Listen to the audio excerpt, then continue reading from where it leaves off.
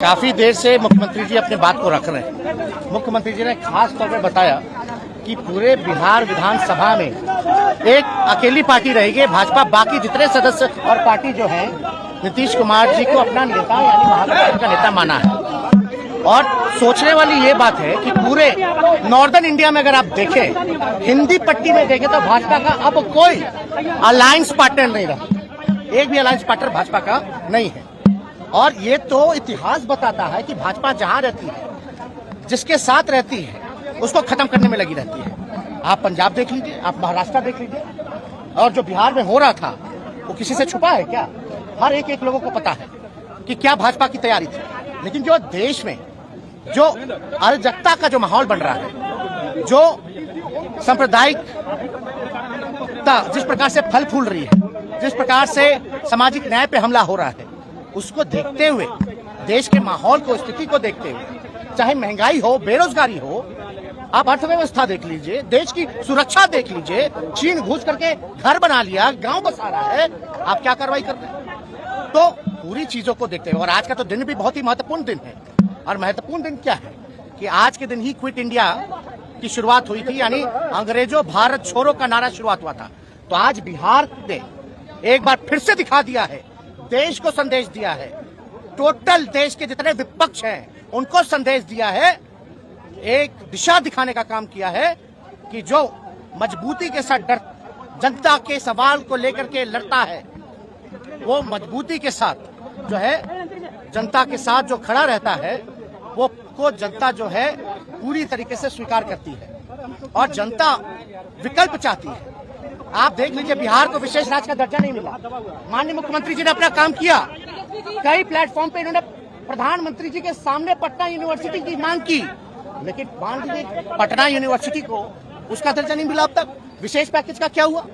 तो कहीं ना कहीं से हर एक तरीके से एक षड्यंत्र के तौर पर ये बीजेपी जो करता है उसका एजेंडा फिक्स है।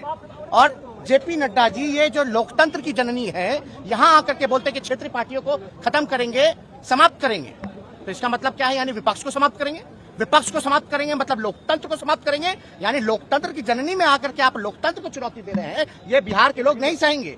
ये हमारा दायित्व है, सबसे पहले देश के संविधान को बचाना। और हम तो नीतीश कुमार जी को धन्यवाद देते हैं कि इन्होंने एक फिर से एक बार जो है लीडर निर्णय लेने का काम किया। आप बीजेपी का तो एक ही काम है, डराओ, जो डरता है उसको डराओ, और जो बिकता है उसको खरीदो। पूरे देश में क्या हो रहा है आपको नहीं पता, अभी झारखंड में क्या हो रहा है नहीं पता, महाराष्ट्र में क्या हुआ नहीं पता। तो इसलिए सभी लोगों ने, आज हमारे यहाँ 5 दलों की बैठक हुई महागठबंधन की, और हमको जिम्मेवारी दी गई निर्णय लेने की। तो हमने यही बोला कि मुख्यमंत्री जी अगर कोई निर्णय लेते हैं, उसके बाद हम अपना निर्णय लेंगे। इन्होंने निर्णय लिया बिहार के हित में, नेशनल इंटरेस्ट में, लोकतंत्र बचाने के लिए, संविधान बचाने के लिए, अमन चैन गंगा जमुना तहजीब बचाने के लिए। तो इसलिए, और हम लोग तो समाजवादी लोग हैं, हमारे पुरखों की जो विरासत है वो कोई और ले जाएगा क्या? ये हमारे पास रहेगा। तो इसलिए माननीय मुख्यमंत्री जी को धन्यवाद देते हैं। हम अपने पार्टी के राष्ट्रीय अध्यक्ष आदरणीय लालू जी को धन्यवाद देते हैं कि बीमार अवस्था में भी जो है, जो उनका भी जो निर्णय है, क्योंकि राष्ट्रीय अध्यक्ष है, उनके पास जब प्रस्ताव गया तो उनसे जब हम लोगों ने बात की, पार्टी के लोगों ने बात की, क्योंकि हर एक लोग, बिहार की जनता, हमारे पार्टी के वर्कर, हमारे पार्टी के विधायक, सब लोग चाहते थे कि जो किसी भी तरीके से भाजपा का जो एजेंडा है उसको बिहार में नहीं चलने देना है। और लालू जी को तो आप जानते ही हैं, आडवाणी जी के रथ को रोका था, किसी भी कीमत में ना झुकने को तैयार है, ना डरने वाले हैं, जो उनकी विचारधारा है उसकी लड़ाई लड़े।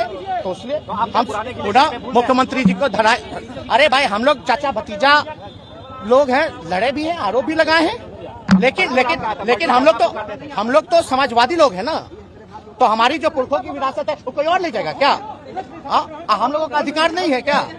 तो हर घर में लड़ाई होती है, हर भाई में बकझक होती है, तो उस पर ध्यान नहीं देना। अभी समय क्या है? समय क्या था 2024 के लिए नीतीश कुमार क्या प्रधानमंत्री पद के अच्छे उम्मीदवार आपको? देखिए, मुख्यमंत्री जी ने तो देखिए, जब हम लोगों ने जाति जनगणना के बारे में बात की, थोड़ी सी भी देरी नहीं लगाई।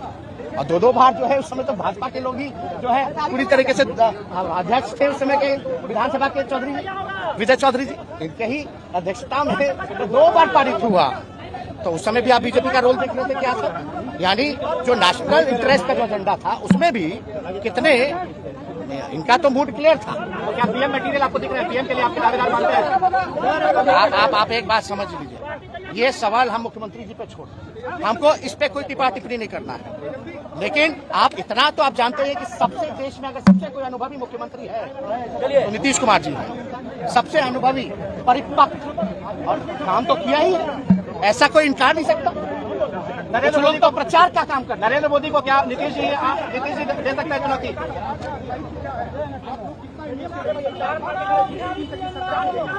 बिना इंटरेस्ट के, और ये कोई अपना इंटरेस्ट नहीं है, ये बिहार का इंटरेस्ट है, बिहार के नौजवानों का इंटरेस्ट है।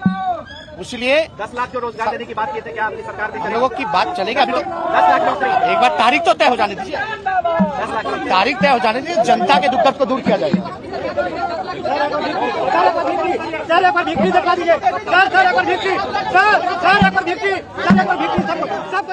नीतीश कुमार और तेजस्वी यादव दोनों ने आखिरकार वो प्रेस कॉन्फ्रेंस कर दी जिसका इंतजार हम कर रहे थे। और नीतीश कुमार जो है उन्होंने कहा कि बहुत खराब हो रहा था हमारे साथ और हमारी सारी पार्टी ने फैसला किया कि हमको नहीं रहना है और इसलिए हमने तय किया कि हम एनडीए से बाहर आ रहे हैं। और उसके बाद तेजस्वी यादव आए और आज तो ऐसी प्रशंसा उन्होंने की नीतीश कुमार की कि उनको पीएम उम्मीदवार बनना है, इसका निर्णय नीतीश कुमार